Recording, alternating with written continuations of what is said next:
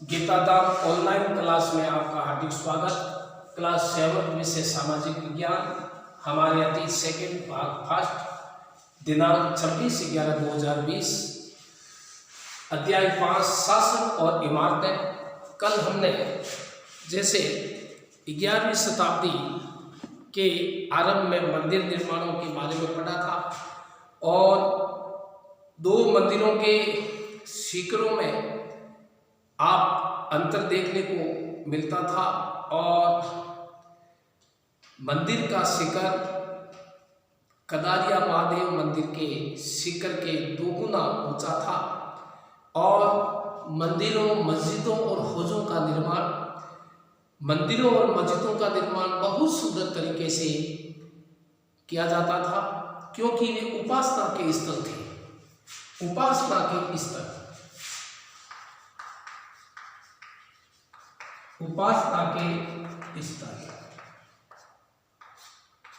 उपासना के स्थल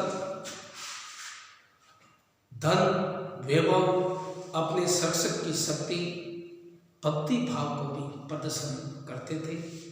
उदाहरण के लिए राजराजेश्वर मंदिर को लिया जा सकता है। एक अभिलेख से इस बात का संकेत मिलता है। इस मंदिर का निर्माण राजा राजदेव ने आगरा किले में जलद्वार निर्माण को दिखाती एक चित्रकारी, जिसे अकबरनामा से लिया गया है, और कई प्रकार से अपने देवता राजा राजेश्वर की उपासना हेतु किया गया। देवता के नाम काफी मिलते जुलते हैं। राजा ने इस तरह का नाम इसलिए रखा कि क्योंकि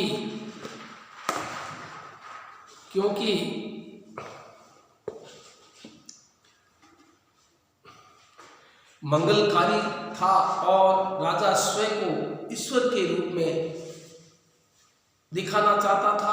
धार्मिक अनुष्ठान के जरिए मंदिर में एक देवता राजा राजदेव दूसरे देवता राजराजेश्वर का सम्मान करता था। सभी विशालतम मंदिरों का निर्माण राजाओं ने करवाया। अन्य लघु देवता शासक के सहयोगियों अधिष्ठों में देवी देवता थे। मंदिर शासक और सहयोगियों द्वारा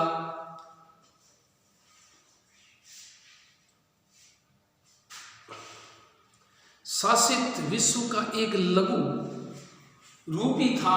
इस तरह की राजकीय मंदिरों के इकट्ठे होकर अपने देवताओं की उपासना करते थे।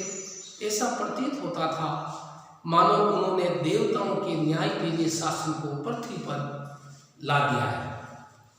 मुसलमान सुल्तान तथा बादशाह स्वयं को भगवान के अवतार मानते थे। बादशाह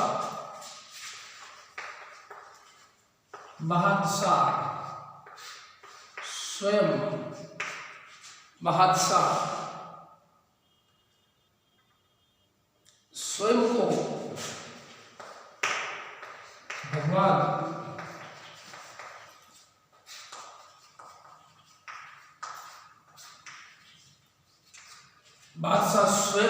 को भगवान मानते थे और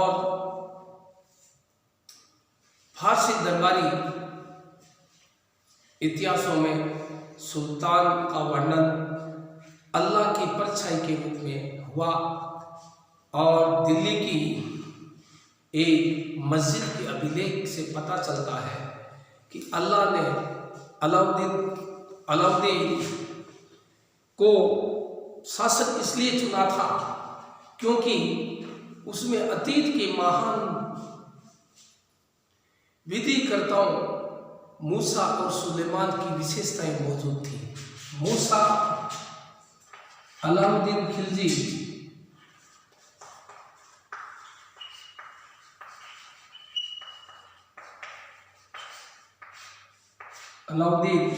में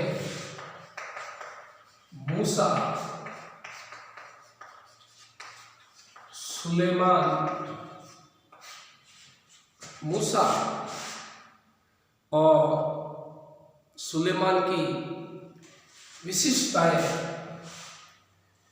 मौजूद थी। सबसे महान वित्तीयकर्ता और वास्तुकार अल्लाह स्वयं था। अव्यवस्था को दूर करके विश्व का सर्जन किया, व्यवस्था और संतुलन कायम किया। सत्ता में आने पर प्रत्येक राजवंश के राजा के शासक होने के अपने नैतिक अधिकार पर जोर डाला गया। उपासना के स्थानों के निर्माण ने शासकों को ईश्वर के साथ अपने घनिष्ठ संबंध की उद्घोषणा की गई और ऐसी उद्घोषणाएं तेजी से बदलती राजनीति के संदर्भ में महत्व ग्रहण कर लेती थी। शासकों ने विद्वान धर्मनिष्ठ व्यक्तियों को भी आश्रय प्रदान किया और अपने राजधानियों तथा नगरों को महत्वपूर्ण सांस्कृतिक केंद्रों के रूप में परिवर्तन करने का प्रयास किया। सबसे उसके शासन राज्य को ख्याति मिली। फारसी शब्द आबाद और आबादी आब शब्द से निकलते हैं। आबाद फारसी शब्द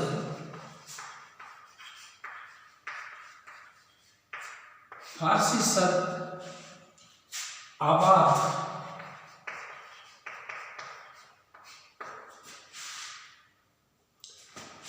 और आबादी,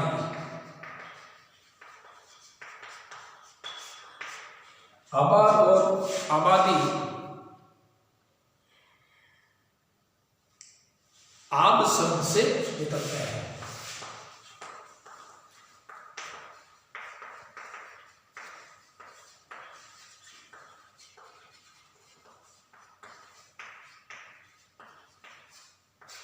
आब शब्द से निकलते हैं जिसका अर्थ है पानी, जिसका अर्थ है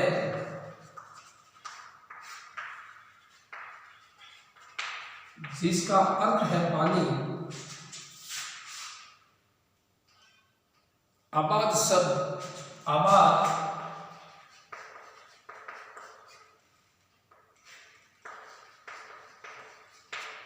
आबाद शब्द उस जगह के लिए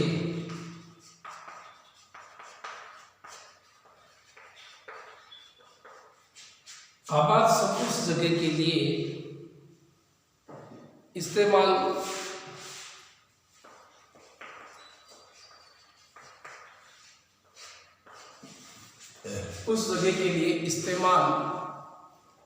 होता है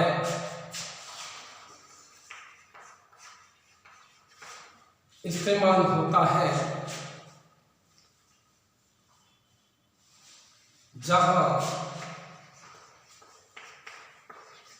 बसावट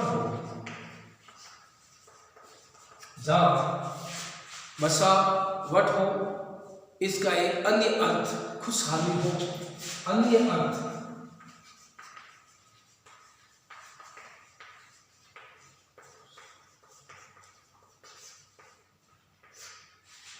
निकलता है।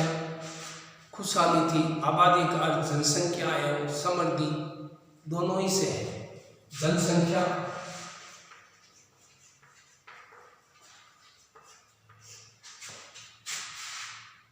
आबादी का अर्थ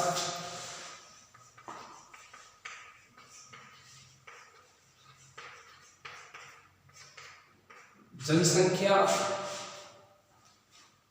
एवं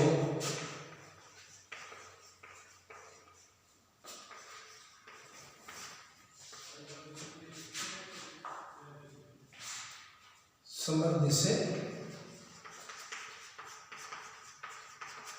होता है। व्यापक समझ ये थी कि न्यायप्रिय राजा का राज ऐसा होगा जहाँ खुशहाली होगी और जहाँ पर्याप्त वर्षा होगी। इसी तरह हौजों और जलाशयों के निर्माण द्वारा बहुमूल्य पानी उपलब्ध कराने के कार्य की बहुत प्रशंसा की जाती थी।